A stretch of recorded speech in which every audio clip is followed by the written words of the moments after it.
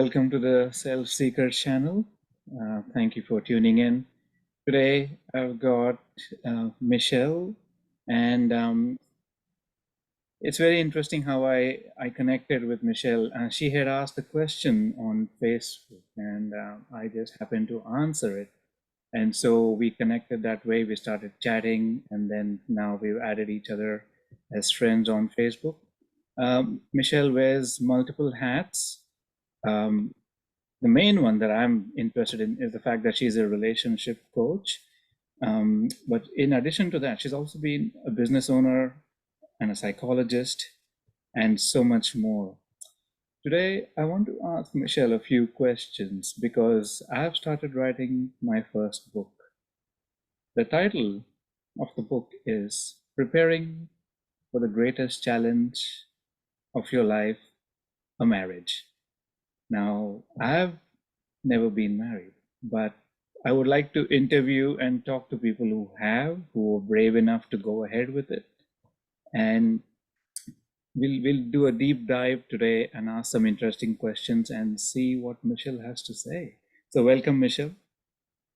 Oh, thank you for having me. And I love how you put that out there, those who are brave enough to to undertake it, because it can feel a little bit like that for many people. Relationships can be quite challenging for some. Yet we all want them. The relationship is the first step, but the marriage is just a whole nother level because it comes with so much expectation and commitment, and it's not something you would just walk away from very casually. You know what I mean? No, not at all.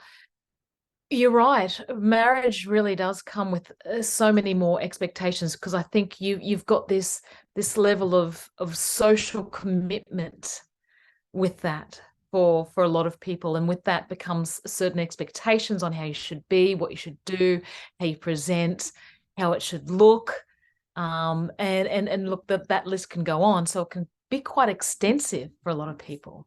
You know, it could be quite pressured for a lot of people. Yes, absolutely.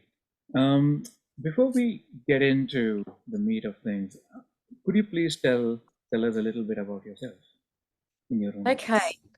words? I was thinking about that when I figured, he's going to ask me a little bit about me, and there's quite the level of story, but I'll keep it really short and simple, and I'll keep it in line with what the conversation's about as well. But probably to go back, like many of us, we all want to, or I shouldn't say that, it's a very general statement, but many of us would love to be in relationships and eventually potentially be married, or at least that's the social sort of a formula that we're looking for. So I was one of those people. So that's what I did. I went off and I got married to who I thought was wonderful, but it ended up being not quite the so wonderful relationship. And I think that's probably what's led me to be here today, is because I actually went on this journey of self-discovery. And so through the process of the relationship and its breakdown, I went off and I studied psychology, and I wanted to understand more, not just relationships, but people in general, and work out a little bit more about what makes people tick. So I did. I started studying a little bit more about that. I went through quite a traumatic relationship breakdown. So, there was quite a number of years that we went through the courts in relation to custody, property, and that was something where I could sit here and sort of say, it was hard. Look, it was hard. But at the same token, it made me who I was as well, because not only was I studying, not only was I raising 3 children alone, I actually had to become someone that I'd never been before. And I think many of us experience that when we go through something challenging in life. So through that process, I finished my studies. I went off and still in my own psychology practice here on the Gold Coast. And now I actually have explored even more what is, what do those relationships look like? Because not only for my clients, but also for myself personally, what is that secret sauce that we want or we need that creates something special? So Wow. that's me in a nutshell. Thank you. Sounds like something that would teach you a lot, that you would learn a lot from, an experience that you would definitely remember. My question, just listening to that, was knowing a relationship can lead to something like that. Straight after it ended, did you have any fear going into new relationships? And I how was did you terrified. deal with it? How I did you was deal with it? absolutely terrified. So look, it took me probably a year before I even stepped into another relationship. And they were short-lived, because I hadn't healed. I think because I'd gone through trauma in the relationship, there was a lot of things that I still needed to work on, but I didn't realize that I needed to work on them. So I stepped in anyway. Like you ask, how did you deal with that? I actually worked on myself. Didn't mean I got it right, but I think that was one thing that I actively did was I started looking within. Started really looking at, okay, well, what do I need to do to change? Because as much as, there are two people in relationships, we all have a part to play, no matter what that looks like. Um, I might not have got it right many times, but I think it's through that trial and error that I started to notice what was working and what wasn't working and what I needed for me along the way. So it was quite the journey, but ultimately it was really just, feel the fear and do it anyway type of thing. I love that. That's so me as well. I know Yeah. this is gonna hurt. I know this is gonna teach me a lot of lessons, but I'm gonna go for it anyway. Yep, yep. And then you just don't know how it's going to turn out. And look, some of them didn't turn out great. Some of them I'm still friends with and still, in constant communication on a friendship level because they were still, and they become important people in my world. They helped me grow. And this is the beauty of people coming into your world. You never know what gifts they leave behind. Mhm. Thank you for that. That's interesting. I was just curious. So, you said you worked on yourself, and then you were studying psychology at the same time. So, did the study you did help you in growing and learning about yourself and applying maybe some techniques and methods along the way? Oh, look, as you're saying this, I can feel this laughter coming up because the big answer is no. The big answer is no. It didn't. Psychology is such a scientific degree. It doesn't deal with real people. It just deals with facts and figures. And don't get me wrong, we learn quite a bit, but we really learn when we're in that space with people. How I learnt about me was I actually went to an event. I went to see someone that can actually help make people's lives different. And my first event in terms of just focusing on me, not using, what I learned in psychology, because there really wasn't a lot there. It was very, very little. It was Tony Robbins, Mr. Tony Robbins himself. So that was my first introduction into the personal development world, not the professional development world, but the personal development, because we can develop our careers and that's easy. It's something that doesn't take effort to some degree. I mean, yes, it does, but what takes effort is really going within and really looking at ourselves and reflecting on that. And that's what made the difference. That was the game changer. But no, psychology, the course itself, the 4-year degree, no, not at all. Okay. I wish I could say differently, but no. Thank you. Interesting. Another question comes to mind. I'm thinking you can do work on yourself on a Yeah. personal level, but when you meet someone, when you get into a relationship with someone, when you start to live with someone, Yeah. you have a whole new set of things you need to work on because 100%. you need to customize yourself to fit with them, with someone new. You've done the work before, but that was not in relation to someone else. That was just in relation to yourself. Absolutely. And I think you hit it on the head because there's all these people that, and I see this, I've had couples come in and they're in this state of distress together. And it's like, oh, we've both decided that we need to just go work on ourselves. And I think you just can't work on you. And this goes back into what you were just stating, is that work also comes with working on who we're with. So there's only so much that we can do alone, because it's not like it goes out the window, but we have to adapt and change and shift that little bit more, because goodness, and this is why relationships help people grow the absolute most. They butt up against our wounds. That's where the healing happens. And if we've got a partner that is safe for us, who is there for us, is encouraging and nurturing and all those things which actually help us thrive, then we can actually heal something that we've experienced maybe in the past, we've worked on alone, but now when the wound's been picked at, we can actually truly heal it because it's with someone. So it's that interrelation that makes the difference. It can be a painful experience, and then you also need to balance how you are feeling and then how they might be feeling in that situation as your wounds are being pricked. Yeah, this is where communication is key. Good. So we come to a new point. So my question is, what, according to you, makes for a successful romantic relationship in the current reality, today's world that we live in?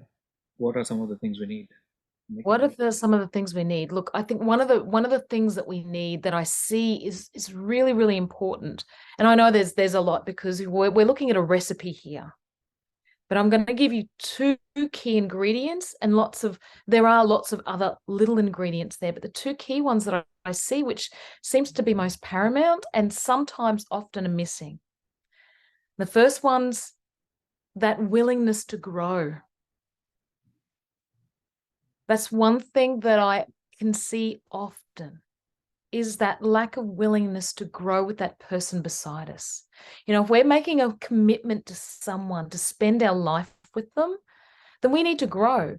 But so often you hear that sort of, I'm not going to change for anyone statement come out. But it's not about changing, it's about growing. So that's really important. So I'm guessing people are afraid of change. Well, people don't think that they need to change for someone else. That's where it's coming from. So, and don't get me wrong, it is accept us as we are. Yet, if it's not just, if we were alone, it wouldn't matter. But this is two people that we have to navigate, and there's always this compromising relationship relating to each other that happens. So growth, I see, is one of those components that if it's not there, then how can something flourish? You look at the word grow, and when we water a plant, what does it do? It grows. When we put money into a bank account, it grows. So we have to grow with our partner, with them, not without them, with them. And often you can see this discrepancy when one grows and they're investing in themselves and they're looking at where they're at and who they want to become, and just up leveling that version of themselves, whether it be for children, whether it be for whatever whatever's relevant to them, and the other person's not. That's when you start to see challenges in it. And then the second component, responsibility, personal responsibility. I don't know whether you've heard this before, but you get that, but if you hadn't said that to me, I wouldn't have acted that way. So people respond, or the appropriate word is retaliate. They get defensive, correct? Yes, you did this to me, so I did that to you, so it's justified. Correct. It's justified. That's right. And yes, there are reasons and rationale, but where's the responsibility? And there's can be a lot of blame that occurs in relationships.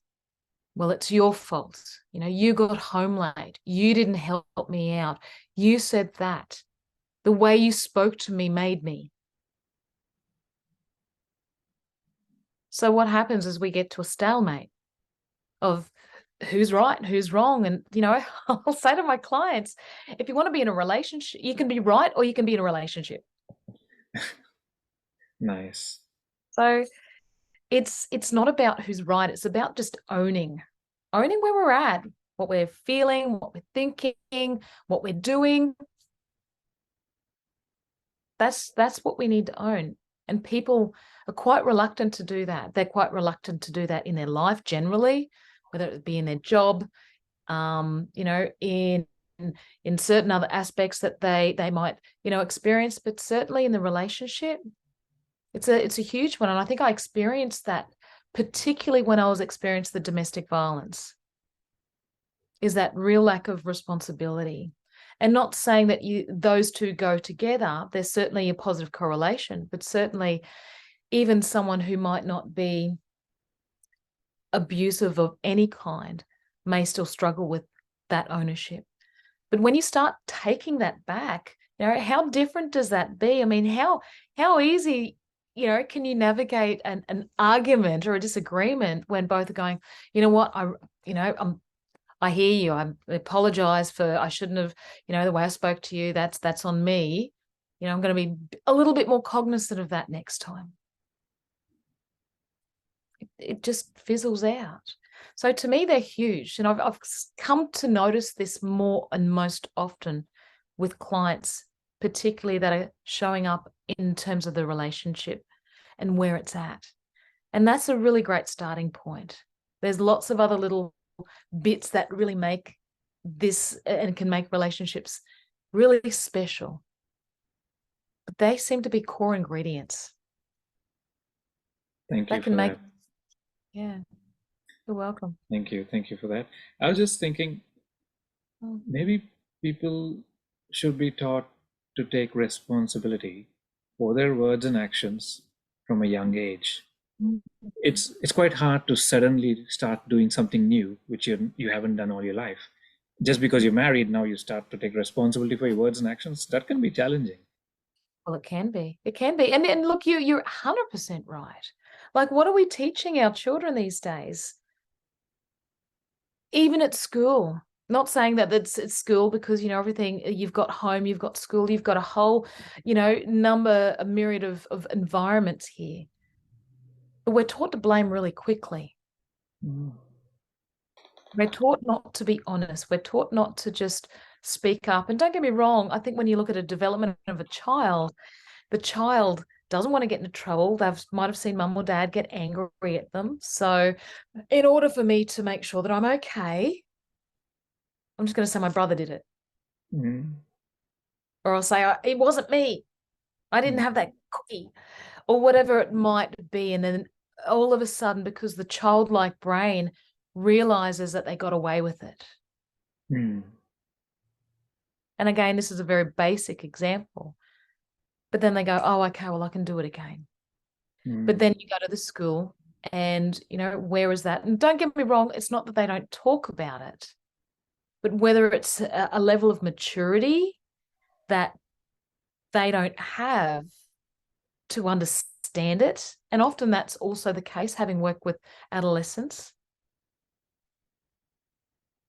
But even it just being reinforced from home into the school, into the workplace, because isn't that the societal natural, progression in life generally, or what society expects from us? Speaking of society and the influence it has on us, these days we are heavily influenced by social media, our phone, the television, the programming out there. Do you think relationships were easier before all this came in? Oh, I would say absolutely. Don't get me wrong. I mean, knowing what we know is really important, like how to create functional relationships. But that's only available to those that go looking for it. But then you go back like 50, 70 years or something like that, and relationships were simple. They were just simple. I'm not saying they were great, but they were simple. There weren't other influences. We weren't sort of comparing what our relationship was like to someone else's because we saw it on social media. We weren't watching movies that said we needed to have all these things happen in our relationship. And because it wasn't happening, then we don't have a great relationship. So, when we did take all of that out of the equation, it was probably easier. But these days, we've got so much influence on what it should look like. We've got such a disposable, even such a disposable way we engage in relationships. Divorce is easy, marriage is easy, dating's easy. If we don't like someone, we swipe left. We like someone, we swipe right. It's that easy. Mm. So it's quite disposable. I want to know your opinion on Yeah. what is required today of a man to make a marriage work with a woman. Oh, that's a really good question. And I want to be very mindful of my words too, because there could be a lot of men watching this as well. And one thing I noticed, and I will speak very generally, that men are probably first and foremost maybe less inclined to attempt to understand what a woman needs. Let's just talk from an emotional perspective, but also how relationships in the 21st century, in our day and age, actually need to work, considering things are very different to what they were maybe 50 to 80 years ago, right?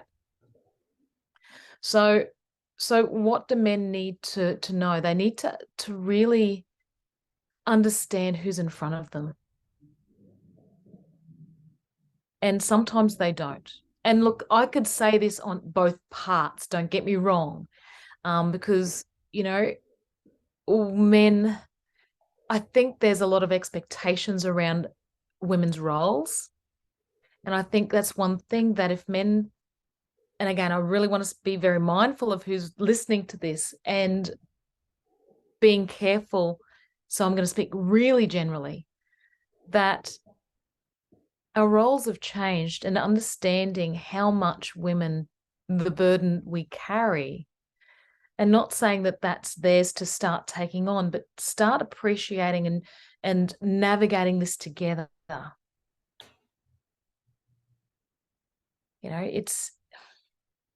I don't think you can have a king without a queen, and I don't think you can have a queen without a king. Beautiful.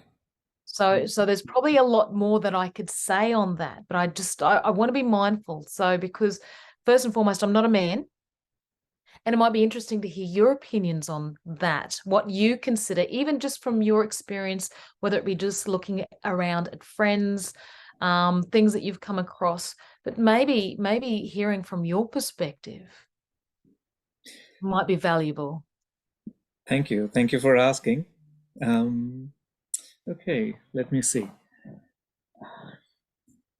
In the recent past, I've been listening to some of my friends speak about their experiences with their wives and how some days they just find it hard to cope with all the tension and emotion in the house because the poor lady of the house has to handle the children, the work, then there are household chores, there may be in-laws, there may be parents. So there's I think there's more of a burden on a woman in my circle of friends anyway than there is on the man, because the man typically tends to have one job, like do be the breadwinner of the house.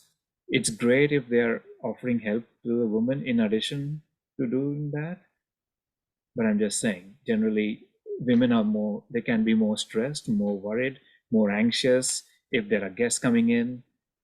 So the role of the man here would be to be more understanding, to be adjusting, to be gentle and calm throughout the process.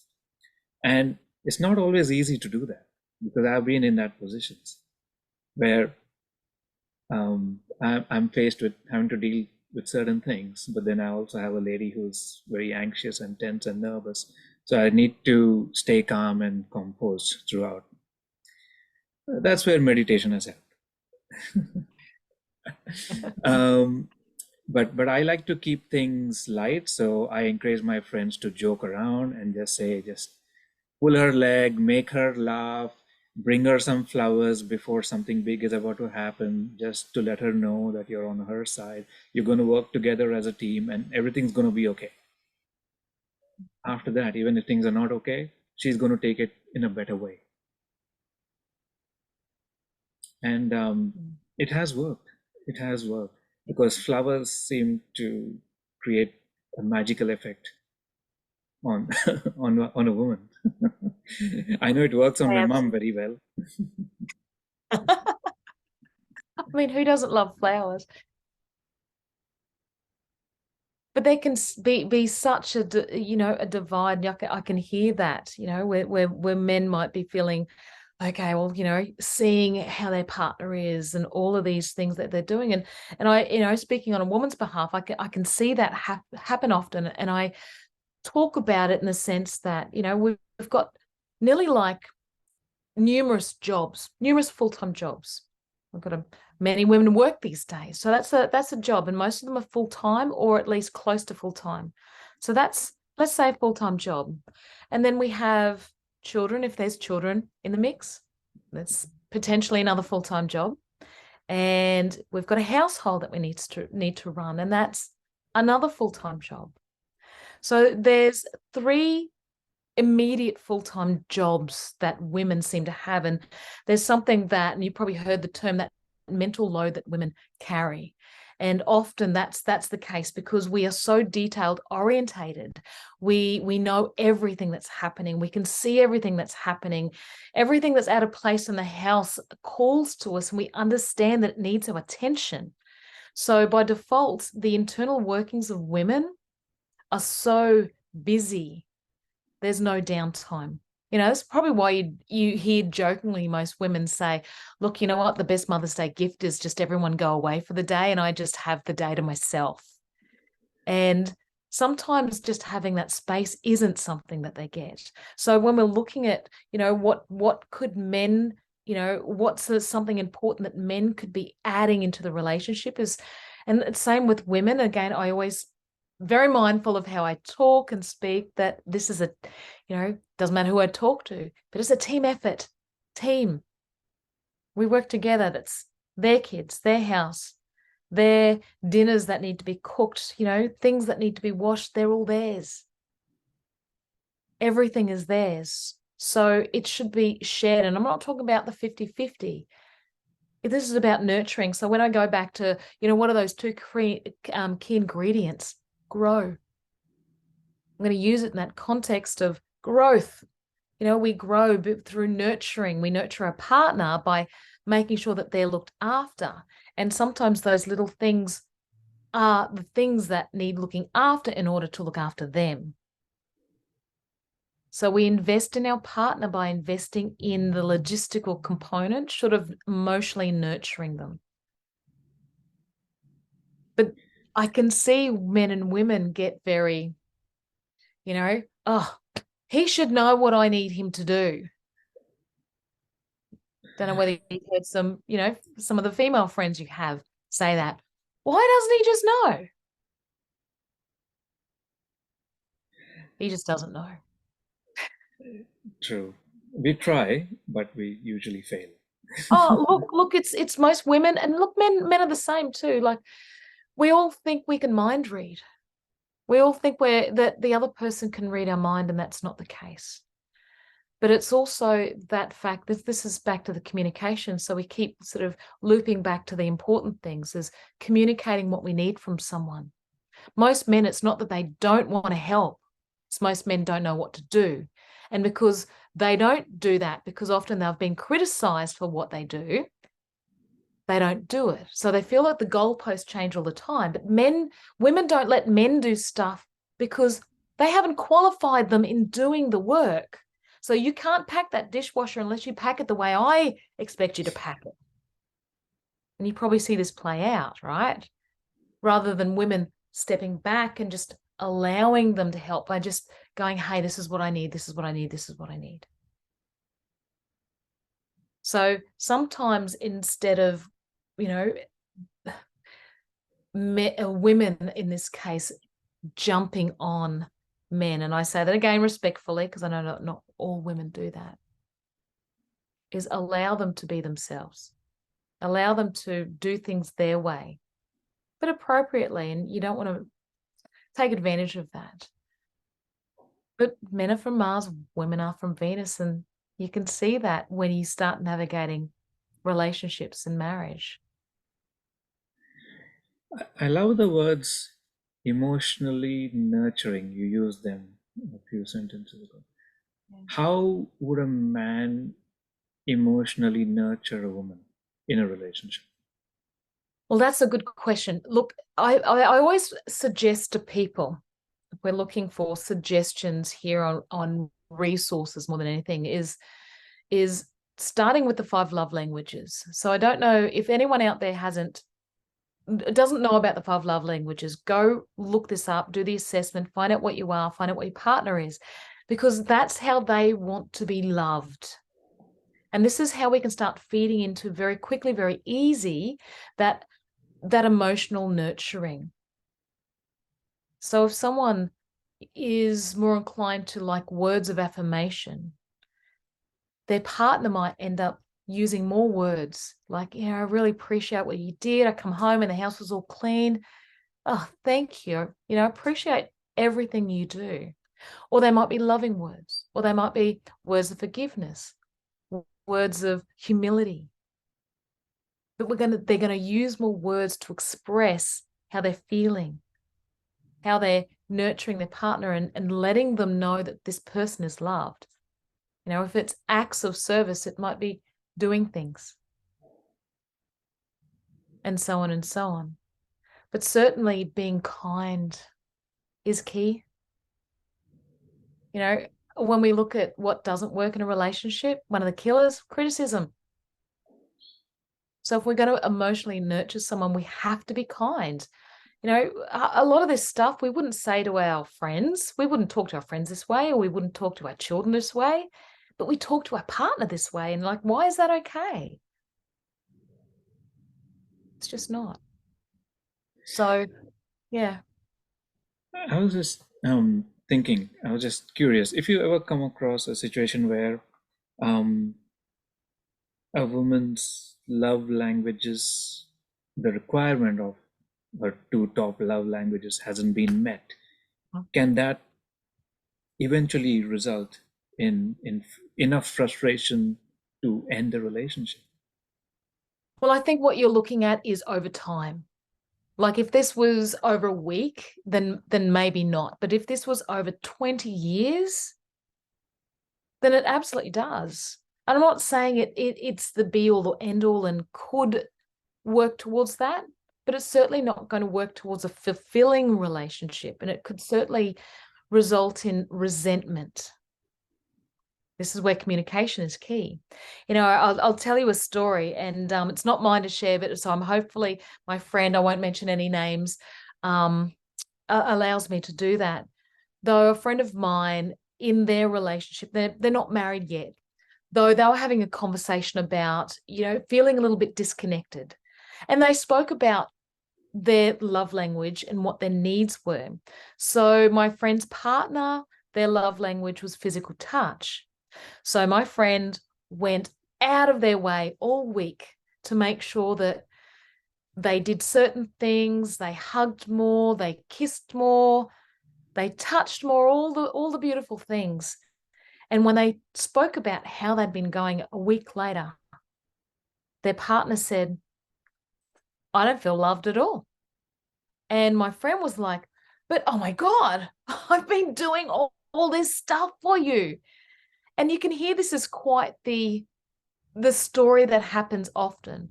And what came out of it was the partner said, if you were to do this, and it was just as simple as putting their legs up on their lap while they watched some TV together.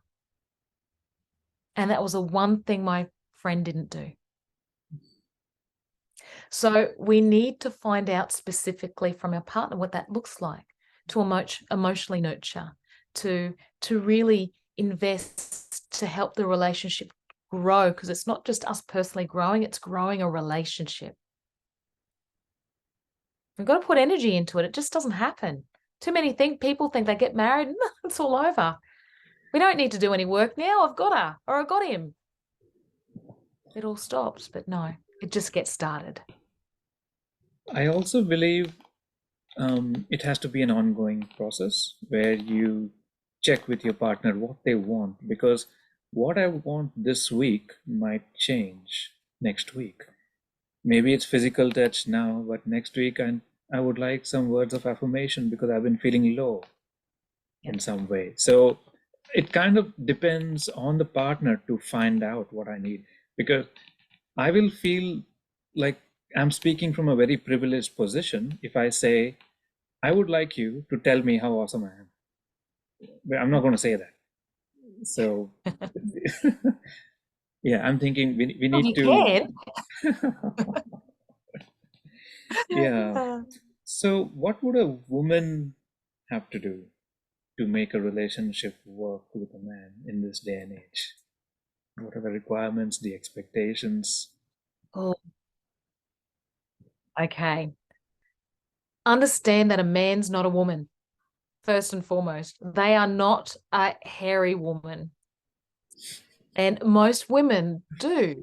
And it kind of borders on some of the things that we've already said.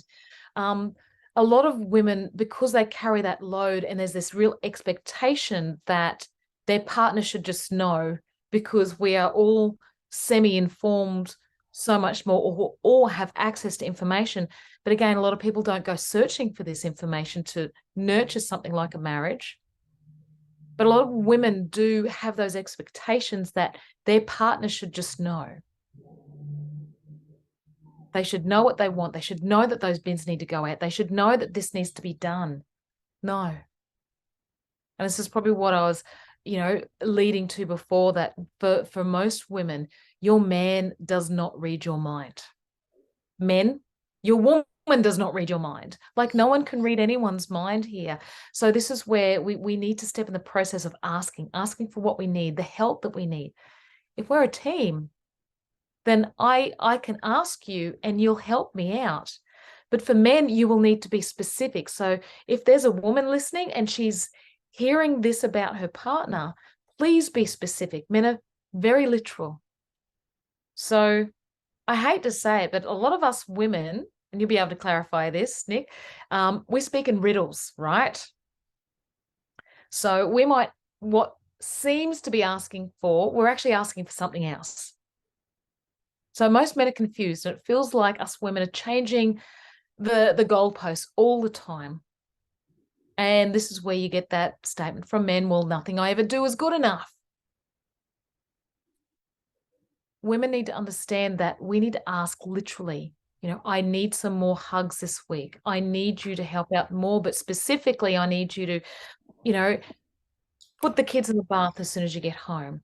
Help me with dinner once that's done. That way we can sit down together and connect. They need to be specific. And, I will say most men are very amenable to helping. It's not that they don't want to help. Men being very single focused, that's not their point of focus. Where women, everything calls to them. So that's why for women, please ask your man specifically what they can do to help you. So let them know. And the more that happens, you often find that they jump in and go, cool, now I know. But again, if it's something that you haven't, as a woman, hasn't qualified your man in doing, like making the bed or unpacking the dishwasher or packing it up, and it's not to your satisfaction, this is where women have to step back a little bit and just allow their man to just be themselves. And you can work on those little things. It doesn't have to be right. I remember a partner of mine many years ago, long-term partner, and not my husband in this case, but he made the bed one day, and he didn't do it often, mind you, but he made it one day, and it did not look at all like I wanted it made. And in my head, I was like, oh my God, this just looks horrendous. But I had to make sure I told myself, at least he's made it. And I had to appreciate that, because at least it was done. That was one less task that I didn't need to do. So a lot of women are hell bent on making sure it's right, as in their way. And I think it's being mindful that it doesn't have to be perfect. It doesn't have to be their way specifically. It's up to negotiation. But where men like that freedom to be themselves, is allow them to have some of that in how they go about their tasks, but get them on board. So look, for women, there's lots of different things, and I think very much coming back to the simple fact that you know, for them it's just understanding who's in front of them, just like man standing, who's understanding women, but also from a women's perspective, really asking for what they need, because most men are more than happy to help and be a part of that. That's what creates team. Something interesting comes to mind when you say women should ask men for what they want. Yeah. My background is Indian. I come from a culture where we don't usually express our needs, what we want, what we are feeling. We're not exactly encouraged to do that. I'm just trying to imagine, Yes. would my mom, my sister, my cousins, or my friends, even from India, ask their respective partners, can you give me more hugs this week? It's not going to happen. That's not the culture we No. come from. So I'm No. thinking culture plays a big role. Absolutely, it can, but it doesn't mean that we are defined by it. And I think people have to realize that again, it's just another label, it's just another box we can place ourselves in. It doesn't define how we should have a relationship or have a marriage. And sometimes stepping outside the mold is what creates most joy. Mm. So what if someone started breaking the mold? Mm. What if when that time comes, you meet that special someone, Nick, and you end up marrying, having children, because I think that's something that at least now with my children, I do consistently think of, is what am I showing them? And don't get me wrong, it's not everything. I'm certainly not getting everything right, but I want to at least work on as much as I can so that they get things better. It's what am I showing them? Do I want them to be able to express to their partners? It doesn't matter if it's sons or daughters. What does that look like? And how do I need to go about that? And I know this might be a completely different topic, but isn't that the true definition of leadership? Going first. Agreed. Yeah. I wanted to ask, would it help for a couple that's always together, that literally work together, they work from home together, and then they have shared responsibilities, they're in their each other's faces all the time? Wouldn't it help for them to have a break from each other once in a while? Absolutely. Yeah. Like Look, like a if day they off. can make it work, yeah. If they can make it work, that's great, because I think there's always those anomalies out there. But that break might just come with catching up with some girlfriends, getting out and doing the shopping alone. That might also be enough. So again, it comes back to what do you need to thrive in the relationship and to be more into it. And if that means doing some things without the other half, then beautiful. Again, it's all up to negotiation. I've always encouraged people I'm partnered up with to spend time away from me. Go on a holiday, go meet your friends, hang out, meet other people, because it's important to get fresh energy, new ideas, new opinions on things. I don't want people to just listen to me all the time, 24/7. That can get pretty boring. And I want to do the same. I want to go and meet other people because we learn so much. The fact that I'm speaking to you, I'm learning so much today. So I'm so grateful for that. Thank you. Oh, you're most welcome. But you're right. having some time, and this is our own path that we still need to cultivate and to nurture in itself. Just because we're in relationships or in a marriage, we still need to make sure that the things that we're needing for ourselves to thrive are still present. And if that is devoid of having those things that are independent of the relationship, and you're still able to thrive within the relationship, that's great. But if you need that little bit more, or need something to just create that, like give you that separate level of stimulation or whatever it might be that you're craving, then absolutely do that. If that's catching up with some girlfriends or mates, whatever that looks like, whether that's going on a holiday with your best friend, for sure. You know, this is how we then make sure that we're nurtured as well as being nurtured by a partner. Yeah, I wouldn't be able to handle the expectation if someone says to me, I expect you to be the one who will always nurture me or support Yeah, me or fill that's a my big cup all the ask. time. Because I don't think I can do that. No, and that's a big ask, and some people ask for that. Some people expect, and I suppose this is where you get those codependent relationships where they're needing that other party to be the source of all their happiness and joy and love. I don't think that's fair on any partner, any husband or wife, to have that expectation placed on them. You know, it's still our own personal inner job to make sure that we're happy and nurtured. Again, it's that responsibility, but it is a big ask. Do you think expectations could be one of the leading causes of disappointments in relationships? Well, it depends what part of the relationship we're looking at. I think at some level we need them, because if you had no expectations going into, like, you're in the dating world and you had no expectations, then you might not get the quality or the standard of the person that you're looking for. So I know that there's a difference between expectations and standards here, but certainly those expectations that he should just know or she should just know, that can certainly play a big part in breaking down that communication or even just the stability of a relationship. So for sure. And again, this is where the communication, talk about it. Everything should be on the table. Everything should be up for negotiation.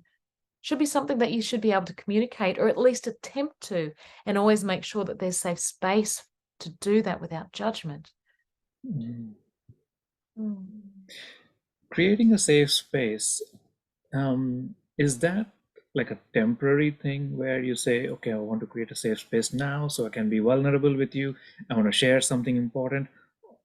So is it like a temporary thing or should it be there always? Like you always have a Should be safe there. space? Yeah. Should be there pretty much most of the time. Okay.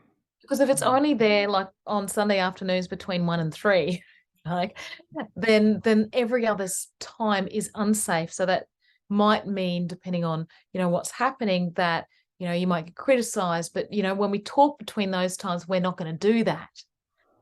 But the damage has still been done. So it has to be safe all the time. Because what makes it unsafe is when the vulnerabilities that we have become weaponized. We're used against us, or we're criticized for being vulnerable, or we're feeling judged because of something we did or didn't do. I mean, how's that going to nurture a marriage? So as a psychologist and a relationship counselor, what are some of the common issues you look at in marriages? Is there like a theme going on or do you pick up any patterns? Oh, one thing I do notice is that people are often asking for the same thing, but they're asking in different ways. So it's the communication patterns, and really navigating that so that they can actually communicate so that they feel like they're on the same page. And again, that's that, teaching women to be more literal and a little bit more direct in where they're at and what they want, because men are, but are getting men maybe to be a little softer in how they deliver. So sometimes it's how it's communicated, and the words. And what's really interesting, something I notice is I very quickly become the mediator, the interpreter of what people are after. So this goes back to the communication, is sometimes they're asking for exactly the same thing, but they're kind of on different levels with it.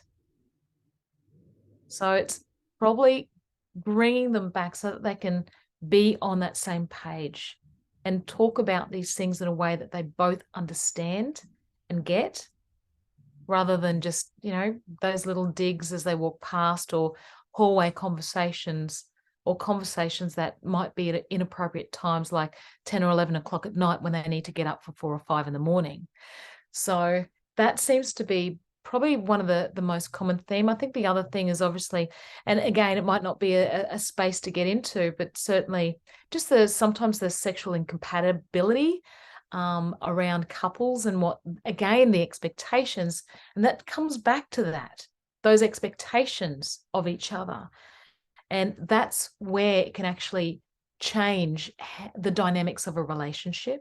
And instead of people feeling like they've become closer together, it's one thing when there's discrepancies there, as it can feel like they're being pushed apart more than anything. So there's a couple of different themes there, short of just trying to, encourage maybe a partner to play more in team space rather than, for themselves. And that's really important. So there's a couple of key ones that Thank come you. up more than for sure. At what point would you recommend that a couple seek counseling or relationship advice?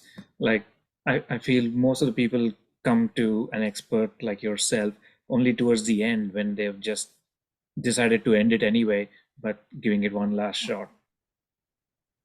100%. And you notice that. And one thing I will say, and I meant to say this before, I think there was something that you were saying a little while ago, is a lot of the relationship issues that happen further down the marriage were often present right at the start of the marriage.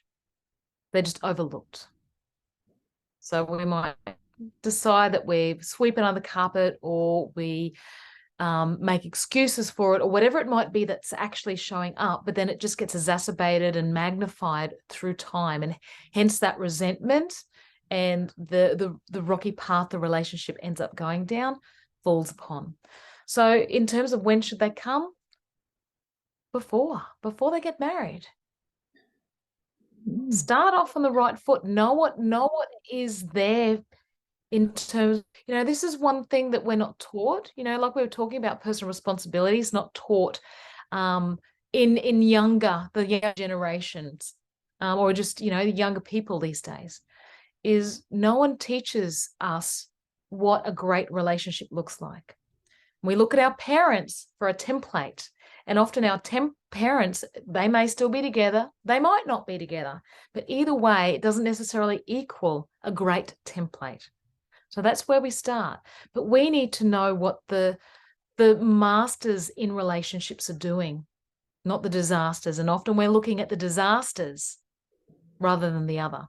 So knowing what the key formula is, at least as a starting point, is a great place to start, and do that before you actually get married. When you're in a committed relationship, but you're moving towards that ultimate commitment, go talk to someone. You might not need much, but you can start navigating some of the ingredients and making sure that those things for the recipe of something beautiful is there right from the word go,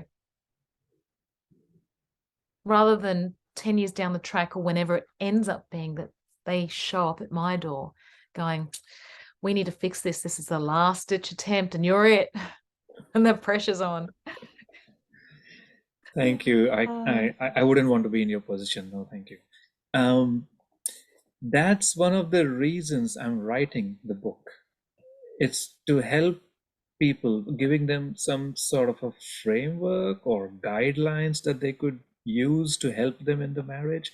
And I'm speaking to masters like yourself, but I'm also speaking to people where they've been in bad situations and the relationship or the marriage ended, and a lot of them wish they could do things differently, because that for me is valuable information. There should be a list of things you can do, and also probably a list of things you really shouldn't do.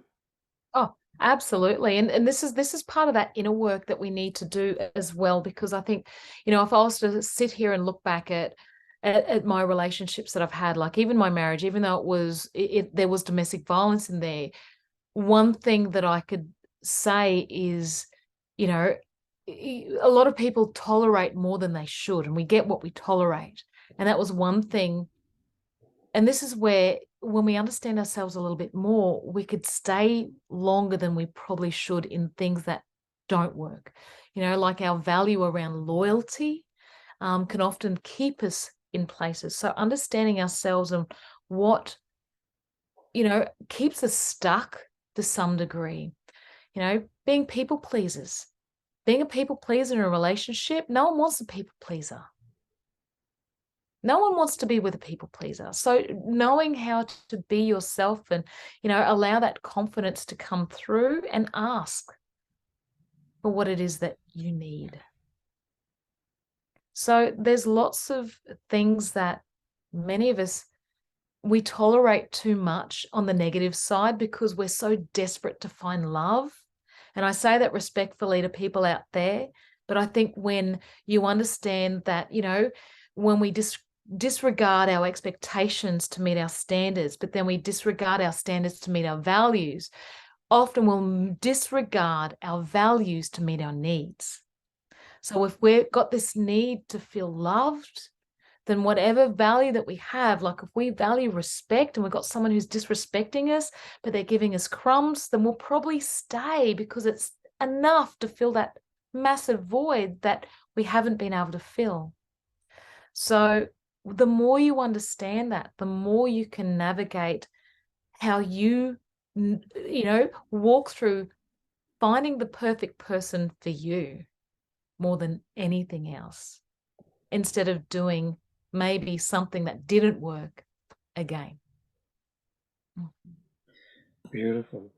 Thank you for that. Do you have any last words you'd want to tell our viewers?